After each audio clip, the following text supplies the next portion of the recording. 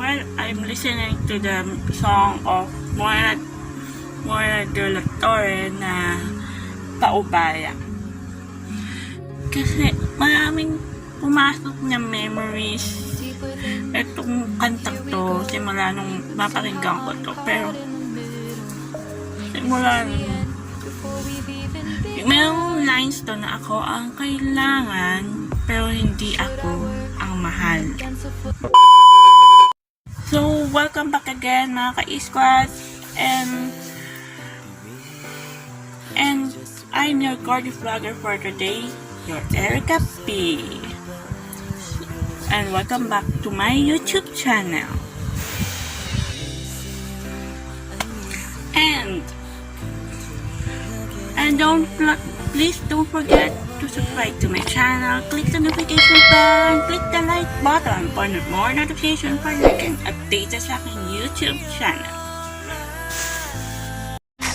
Waiting a chance for when we'll be back again. You make me feel so crazy, still in love with you.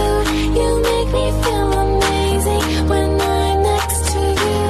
You make me feel so crazy, my heart breaks. Close your eyes, only got one night. Put your trust in me, give me everything I need. Okay, for today's vlog mga ka-e-squads, may emphasize lang ako or meron lang ako i-share na about love lang to. So, while I'm listening to the song of Moira de la Torre na Paubaya, alam niyo mga ka-e-squads, nung umpisang napakinggan ko tong kantang ni Moira,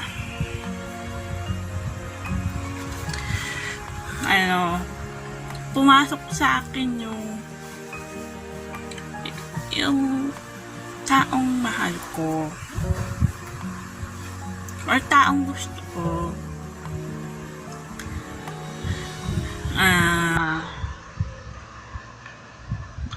Paano mabas sisimula? Yung parang oo, kami nga nung, or kaya oo, gusto, ako lang ata yung one-sided love mga squad. Parang ako ang kasama pero masaya siya sa feeling niya. Parang ganun yung feeling ko ngayon, nararamdaman ko ngayon kasi ako nga yung kasama pero parang malungkot siya kapag kasama ako. Parang mas sasaya siya sa iba. Nasasaktan ako kasi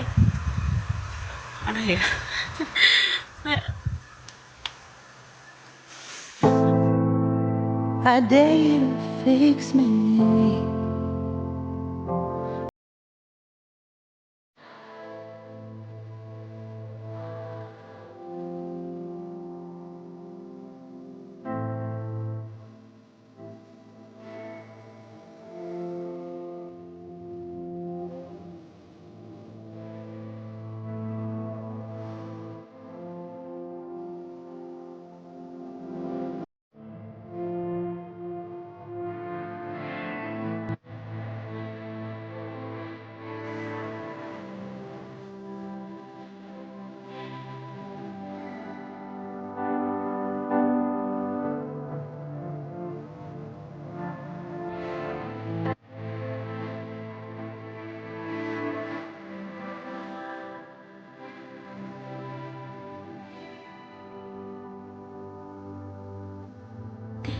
maraming pumasok na memories itong kantang to simula nung mapakinggan ko to. Pero simula nung naiiyak ako, naluluha ako kasi naalala ko na naman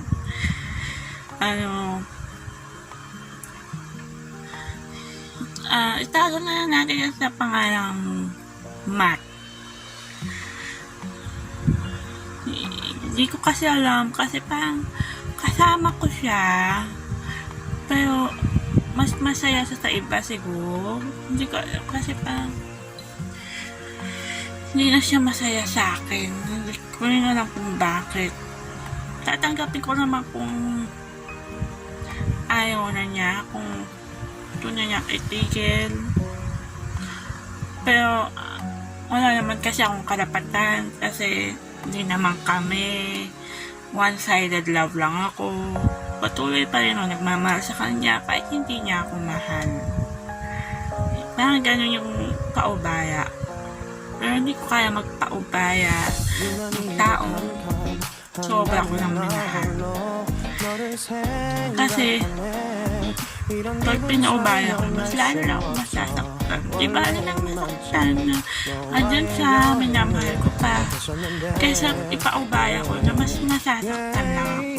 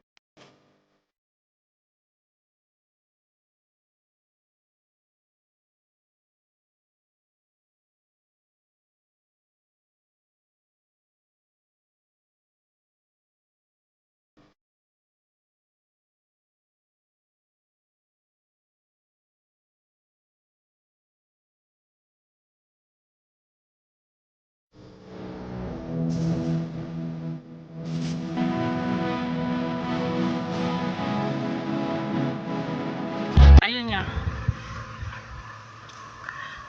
May lines to na ako ang kailangan pero hindi ako ang mahal. Yung pala, relate na ako kasi ako nga ang kailangan niya pero hindi naman niya ako mahal. Masakit yun. Kinakaya ko kahit hindi ako yung mahal. At least andyan ako para damayan siya, para kung may kailangan siya, andyan ako. Diba? Sobrang sakit nun. Pero huwag niyo akong tularan, huwag niyo akong gayahin mga kaiswan. Kasi baka pati kayo masaktan pa. So mga kaiswan, hanggang dito na lang ang aking vlog sa vlog na to. Naisipan ko lang i-vlog to para magkaroon din tayo ng kaalaman about sa love na mahirap magpaubaya ng taong mahal o ng taong gusto kahit nasasaktan ka na. Pero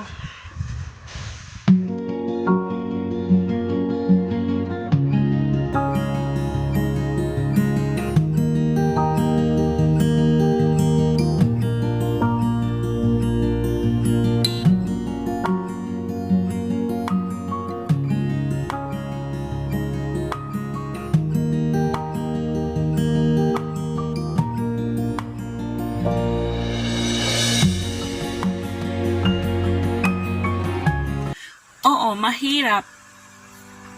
Pero kinakaya mo, kahit nasasaktan ka na, pero kinakaya mo kasi mahal mo. Kasi gusto mo pa siya makasama.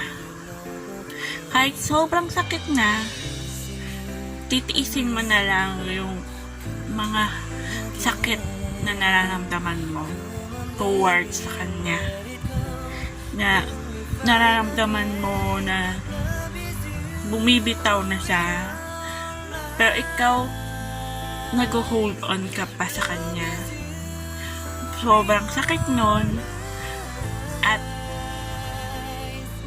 nasasaktan ka pa kasi nakikita mo siyang masaya sa iba, samantalang ikaw andito ka lang naghihintay sa kanya, namamahalin ka rin niya sa panahon darating ng panahon na mamahalin ka rin niya, pero hindi na pala nangyayari yun dahil may iba na siyang mahal, pero nag-hold on ka pa sa kanya.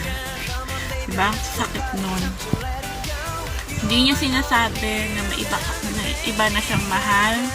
Hindi niya sinasabi na mas masaya na siya sa iba kasi ayaw kanyang masaktan, pero deep inside hindi niya alam na nasasaktan ka na niya. Siguro dapat sinabi mo na kung masaya ka na sa kanya, kung siya niya mahal mo, then I will let you go. Then papaubayan na kita, papakawalan na kita, kasi mas masaya ako kung masaya ka na sa iba kaysa nasasaktan na ulalo kung ganito naman yung nararamdaman mo sa akin, na hindi ka na masaya, na hindi mo na ako mahal. Kasi ako na lang yung nagmamahal sa ating dalawa. Wala na yun. Wala na yung dating pagmamahalan natin. Unti-unti ka lang bumibitaw sa ating pagmamahalan.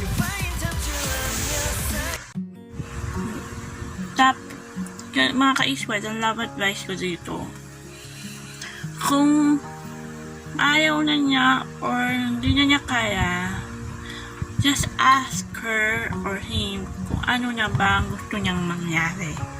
Kung gusto pa niyang ituloy o itigil. Kasi mas lalo lang tayo masasaktan kung umaasa lang tayo na itutuloy pa yung pagmamahalan nyo kung hindi na pala masaya yung girlfriend mo or boyfriend mo sa'yo. Siguro pag gusto na niya itigil, then mag-move on na lang tayo at mag-moving forward na lang, kasi may mas darating pa ng mas okay pa sa kanya. So mga ka-iswat, short vlog lang ito kasi it's about love lang, and saka ko na lang itutuloy ang mga about love na vlogs. And hanggang dito na talaga yung vlog ko, so napahaba lang. Meron akong dinagdag, so hanggang sa muli ulit mga ka-iswat. I'm Erika P, your gorgeous vlogger for today. Thank you for watching my vlog. 이런 기분 설명할 수 없어